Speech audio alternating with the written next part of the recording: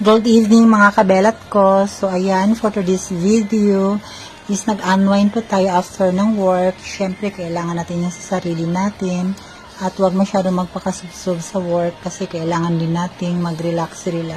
So ayan mga kabelat ko, nag-decide akong pumunta kami sa Barco Resto Bar sa malapit lang po yan sa SM Marilao.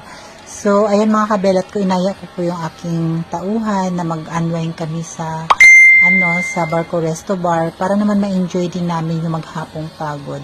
So, ayan mga kabelat ko, maganda po yung resto bar dyan kasi may live band, tapos pwede rin po kayong magda-dance after nila mag-perform sa stage. So, ayan mga kabelat ko, nakita nyo naman kung gaano kasaya ang pinuntahan naming bar. So, yan pala sila kuya, yung ka-table namin. Yan pala yung crush ng aking kasama. So, hindi niya pinalampas ang mga araw na yan. So, nandyan po siya nagda-dance together with them.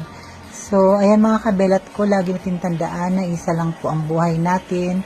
At wag nating ilugmok sa mga problema. Wag nating hayaan na balutin tayo ng lungkot. Minsan, kailangan din natin mag-enjoy. So, ayan pala si kuyang katabi namin. Actually, gwapo siya sa personal, kaya crush ko siya. So, siya talaga ang pinocus ko sa video. So, ayan, nakakatuwa nga mga kabelat ko kasi kagaya niyan, tingnan nyo naman.